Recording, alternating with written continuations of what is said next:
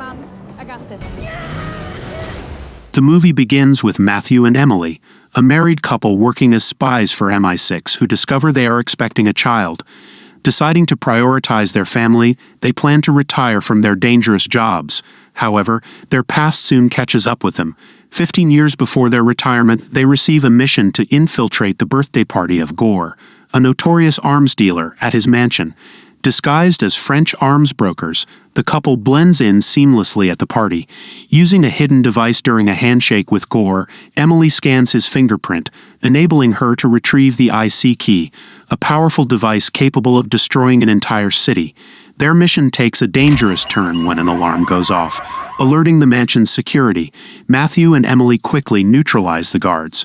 Their mission supervisor, Chuck, orders them to head to the extraction point and warns them to keep the IC key's recovery a secret. Great job, you two. Now get to the rendezvous point. Baron Anders from MI6 will meet you there. And Emily, don't mention the key to Baron. I know you two have history, but we don't trust anyone on this, huh? At the extraction point, they notice fellow agent Baron acting suspiciously, particularly toward Emily.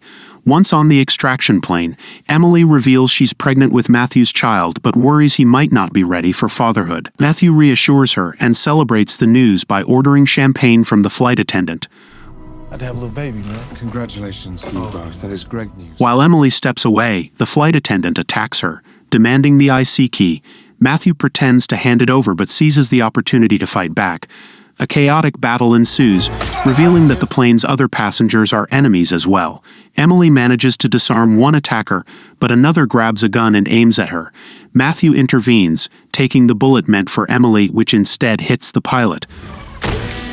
With the plane spiraling out of control, it crashes into a snowy mountaintop, splitting in two. As the wreckage dangles off a cliff, Matthew gives Emily the last parachute, urging her to save herself and their unborn child.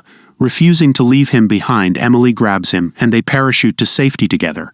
After landing in the icy wilderness, Matthew suggests faking their deaths to leave the spy world behind and start a new life. 15 years later, Matthew and Emily are living peacefully with their two children, Alice and Leo.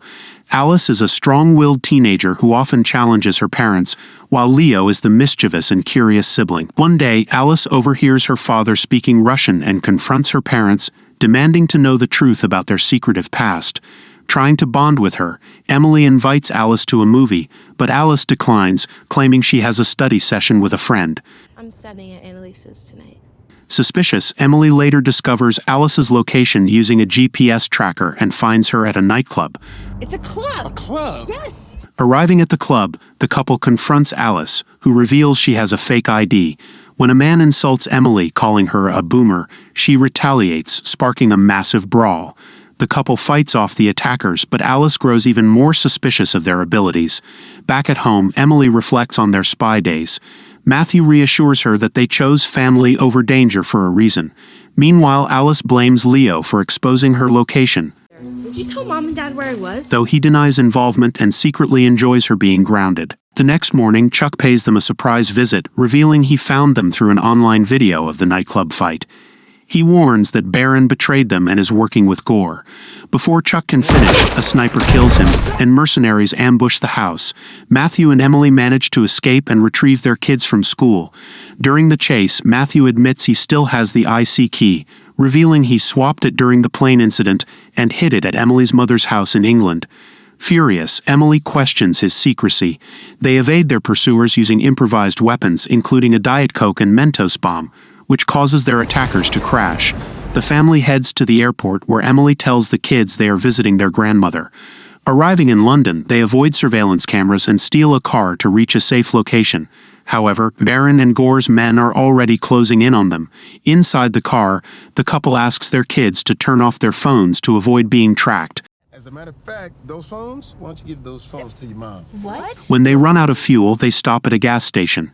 The kids begin arguing about their parents' true identities. Upon inspecting their passports, they are shocked to see that their parents answer to different names. One of the kids even Googles their last name on his gaming console, only to discover the identity belongs to a deceased person. There is a Jeffrey R. Baker, born in Huntsville, died in 1952 though. The couple begins discussing their next move. Matthew suggests they retrieve the IC key and take it to MI6 in exchange for immunity. At that moment, a group of Gore's men arrives at the gas station. Seeing the danger, Matthew uses a gas pump as a makeshift flamethrower to fend off the attackers, while Emily engages in hand-to-hand combat. The kids watch in awe, shocked to see their parents pulling off incredible stunts.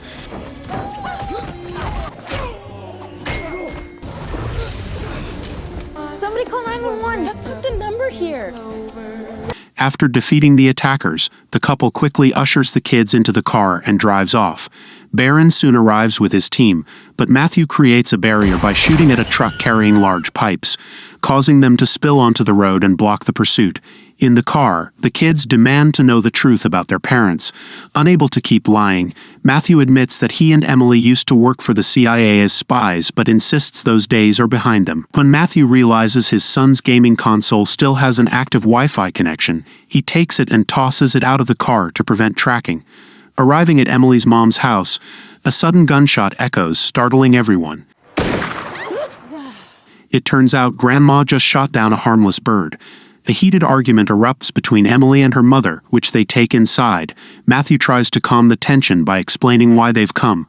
At that moment, Grandma's partner, a middle-aged man named Nigel, enters to greet everyone and insists the kids call him Grandpa. Meanwhile, Baron tracks their location with the help of his partner, discovering that Emily's mom once worked for MI6. Nigel takes the kids to his special room, where he shows off his computer coding skills, hoping to impress them. Meanwhile, Matthew reveals to Grandma that he hid the IC key in her compound years ago, and has now returned to retrieve it. Another argument ensues, during which Emily accuses her mother of neglecting her as a child. Grandma counters, saying she did her best to balance work and motherhood but was forced to send Emily to boarding school in America. Alice secretly overhears this argument and slips away unnoticed. As the couple searches for the key, armed militia infiltrates the compound. After retrieving the key, Matthew and Emily hear commotion inside the house and find Grandma and Nigel tied up. They quickly cut them loose but are ambushed by Chuck's men. Where's our kids? Living room, move! The couple is stunned to see Chuck alive, Chuck? as they believed he had been killed by a sniper. Chuck reveals that the sniper was fake, and everything so far had been orchestrated to lead them to the IC key. He explains that after the agency blamed him for losing the key 15 years ago, he was fired and lost everything. Now he plans to sell the key on the black market to rebuild his life. Meanwhile, Grandma pretends to still be tied up and uses the opportunity to take out some guards with a tranquilizer gun. When another guard appears, she fights him, but a gunshot accidentally wounds Nigel in the arm. Using the distraction, Matthew and Emily disarm several men. Chuck orders his team to take the kids as hostages, warning the couple not to interfere. They are then knocked out from behind. When they wake up, Grandma shows them CCTV footage, which reveals clues about the kids' location. Thankfully, Leo still has his thumb ring, which contains a tracker. The thumb ring. He's wearing his thumb ring. Using this, they pinpoint the location where Chuck is holding the kids. Chuck, meanwhile, prepares to auction the IC key to the highest bidder. Demonstrating the key's capabilities, his tech expert shuts down the city's power grid and opens a water barrier controlled by naval officers. Impressed, the buyers begin bidding. The couple gets to the building but has to fight the guards to get inside. By the time they enter, the key has already been sold for $250 million. Baron arrives and tells them he knows Chuck is behind it all. He offers to work with them to catch Chuck. Chuck tries to escape and tells his team to take the kids to a boat while he runs away on land.